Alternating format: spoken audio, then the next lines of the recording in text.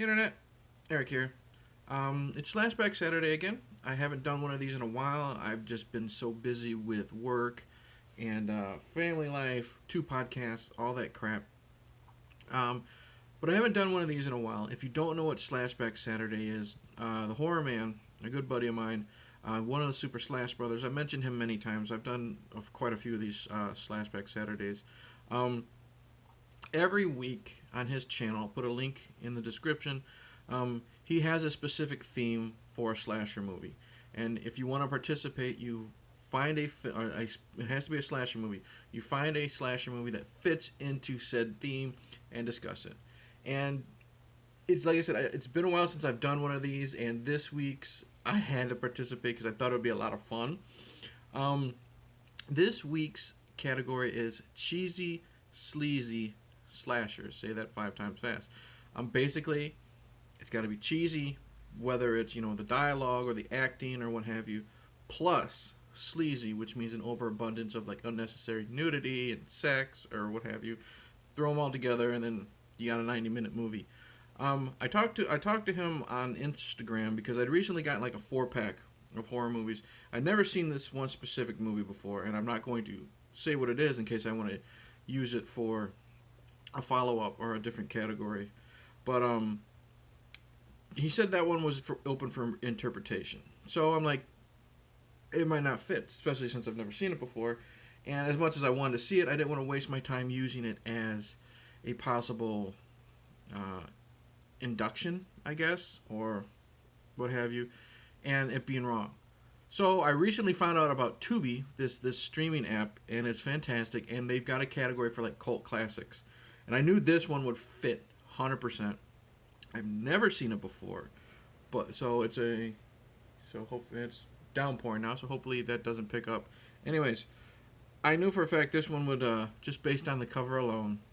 Today I've never seen it before, but we're gonna discuss the Slumber Party Massacre.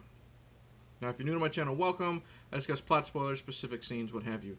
And I remember seeing this cover back in the days when you used to be able to rent videos, and we didn't go to Blockbuster until I was older because we didn't get a Blockbuster in my town until like shit 6th, 7th grade. So when I saw this, I was really, really young. Like an old mom and pop video store. I think it was called like Circus Video, and then it was Stars and Stripes Video. Then it became Circus Video, and then it was bought out. But being at that age, seeing that cover, it kind of sticks in your mind. No pun intended. Whatever.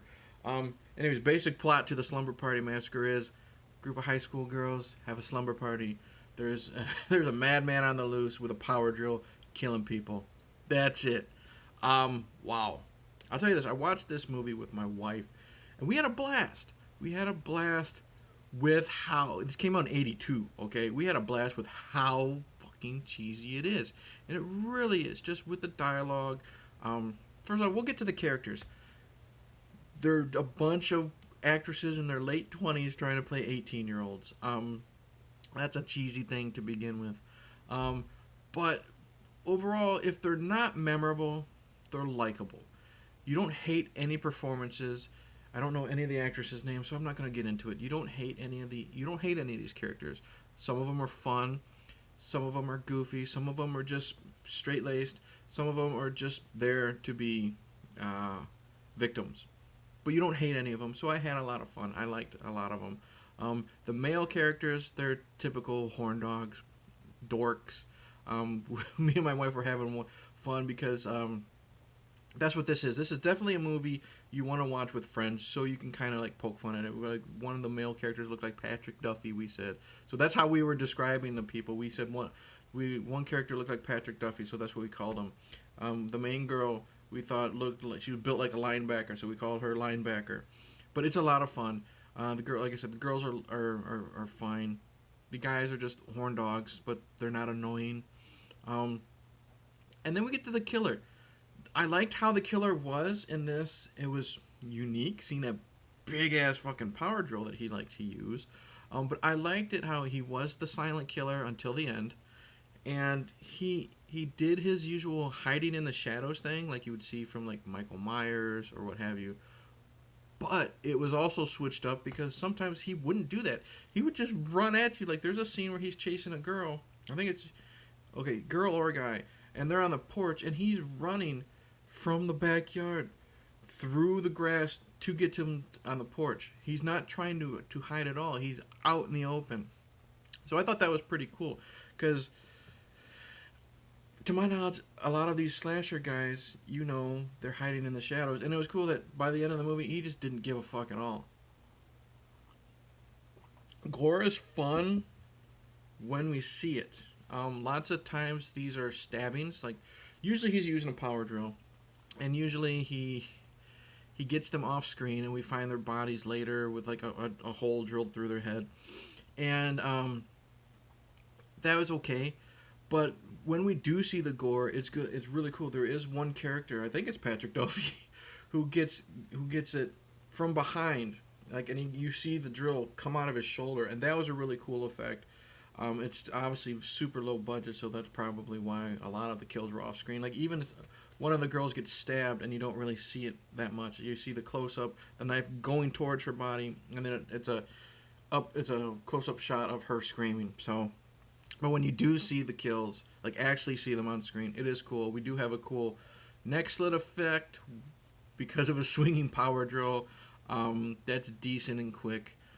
So that adds more to the cheesiness, I think. The low budget, especially like there's a scene where like the final girl is fighting him off, or one of the final girls is fighting him off with like a fireplace poker, and they're just standing there, and I'm waiting for her. I think I even yelled at the TV, "Fucking hit the guy!" He's standing there, she's standing there, and they're doing nothing. And then when she does hit him, it's super gingerly. You can tell it's a rubber poker. But that adds to the fun of this film. Okay, so there's lots of cheese. Let's get to the sleaze. Titty shot within 2 minutes. Yeah, the main girl, like we call her linebacker, I think. I don't know if it was her. Or maybe it was the good girl.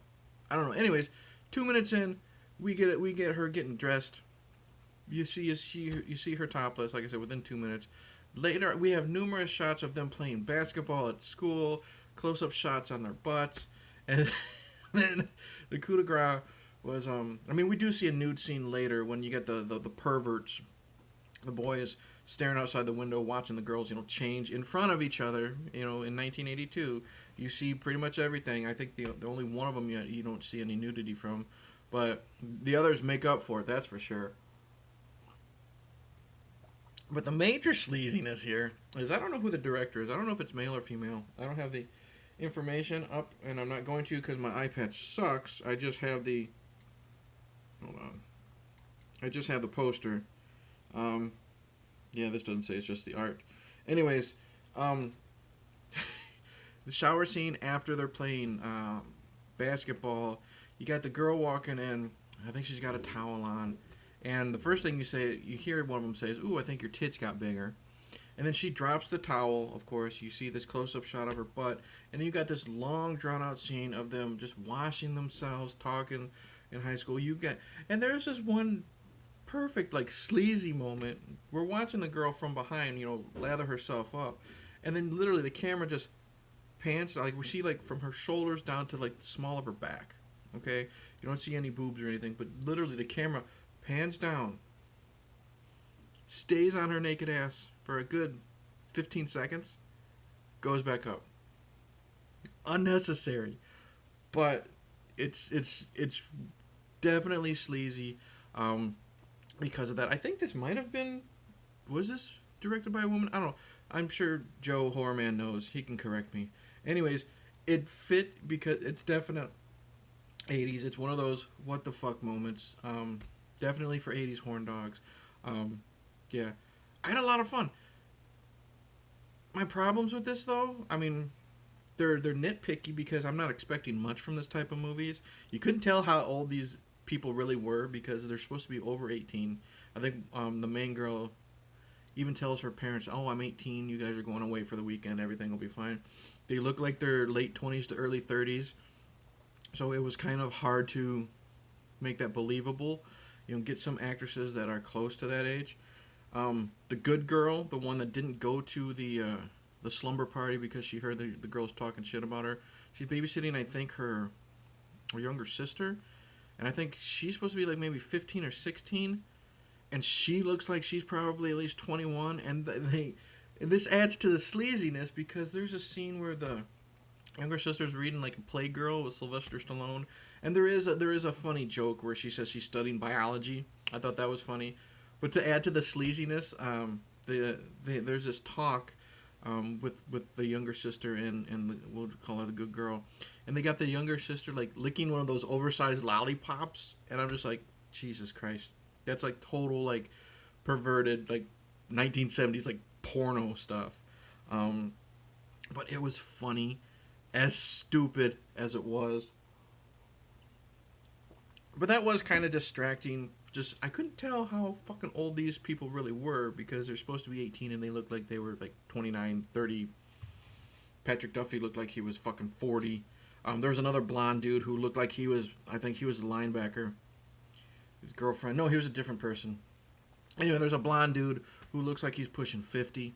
And I'm not talking about the neighbor guy, which the scene with the neighbor guy when the girl goes out to... this movie is kind of creative. There's a scene where one girl, she's the only one who's fully dressed because the other ones are like in their 90s and stuff. She goes out to get wood for the fireplace. It's a really cool fake out. We see someone holding a hatchet or a meat cleaver. And of course, we're going to think it's the killer. And of course, it's a fake out. It's a neighbor. That was pretty cool.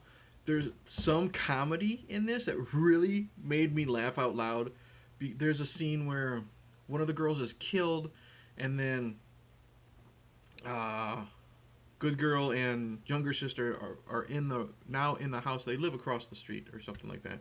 They go in the house because they thought they heard screaming. They're investigating, and the little sister opens the fridge, but she's standing next to the fridge, not looking inside it, and like the dead body's just sitting there of the blonde girl that was stabbed, and then she shuts the fridge, not seeing it. That was funny. There's a scene where the girls ordered a pizza, and then you got that jump scare of the pizza man being dead type of thing. And of course, they're running around trying to figure out what to do. They go back to the dead body, and then oh, is he dead? Someone touches him. Oh, he's cold. Oh, but is the pizza? Like the black girl goes, is the pizza? Because she's starving. She grabs it. She opens it up, and everyone's like, oh, that's disgusting. She's like, no, it's not. She says something like that. She's like, I'm just really, really hungry. And she takes a bite. Oh, I feel so much better now. That type of shit is fun. I like the scene. Like, the first kill we get is some blonde. I think she's a phone repair lady or whatever. It's definitely ripped off in Scream 2. The whole grabs her, pulls her in the van thing, like the whole Randy Marsh death. And she does the whole screaming on the windows and no one can hear her type of thing. And then she's killed. You find her later just literally thrown in a dumpster. She's not being tried to be hid or anything. And then I love later, like the comedy works. The killer has killed so many people. He opens up the trunk to like one of the cars, and he's got all the bodies stashed in there. He's trying to fit as much bodies in there, and by this scene, he can't fit the next body in there. So that's fun. The final battle, I guess, or the final fight between the killer and the final girl is pretty interesting. Like, he's got the big power drill, and she's going through the garage trying to find all these different things that could work. She grabs a pair of scissors, throws it down. She grabs like a table saw, and she's going to run after him and get him, but of course it's the gag where it's plugged in and it kind of jerks her back. And then of course she finds a machete, because everyone has a fucking machete in their garage in California. But that was a lot of fun. They're going at it. She like hacks off his hand, which is a really cool blood effect, and then she guts him, which is a really cool effect. It's quick, but you see the slash, and like I think you see some blood and guts, and then he falls in the pool, and of course later on he does the final jump scare, I'm not dead yet, complete with he's got the torn shirt, but you don't see any of the makeup on the gut. Yeah, overall, if I watched this by myself, I probably wouldn't have had that much fun. So if you're watching it with somebody, maybe with some beers or something, I do highly recommend the Slumber Party Massacre. Just for how stupid it is, You know, not in a bad way, but stupid to poke fun and laugh at it. That's the cheesiness. Sleaziness is always a bonus. You know, what red-blooded American male does not like seeing unnecessary titties in a horror movie? Um, the weirdness of the younger sister and the lollipop trying to make her seem really young, that was kind of a stretch, but overall, I had a lot of fun with the Slumber Party Massacre. Um, we'd definitely watch this again if a bunch of buddies came over and we wanted to watch something stupid. And I will say this made me want to watch the second one, especially after I've heard the plot of the second one. The spirit of the killer um, invades or possesses an Elvis impersonator who chases people with a guitar and a power drill at the end. I'm sold based on that alone. I think Corey over at Need Gore is reviewing that one, so I can't wait. I haven't seen the trailer for that. I might just go ahead and discuss that for the hell of it. But for Slashback Saturday, overall, I do recommend the Slumber Party Massacre just based how much fucking fun I had. It's got all the elements. It's got cheesiness, sleaziness, fun. I was never bored. I'll tell you that. So that's it. Thank you for watching. Like and subscribe. Click the bell. All that stupid shit that I say at the end. Give the Horror Man a watch. Slub him, like I said. Link will be in the description below. Blah blah blah. I'm rambling. There are a few weeks left in the 666 subscriber contest so far. Only 2 entries, and it's to the Slash Brothers, Horror Man and Horrific Nightmares JM. So the odds of one of you guys winning is good. I don't know how to end this because I can't remember any of the quotes.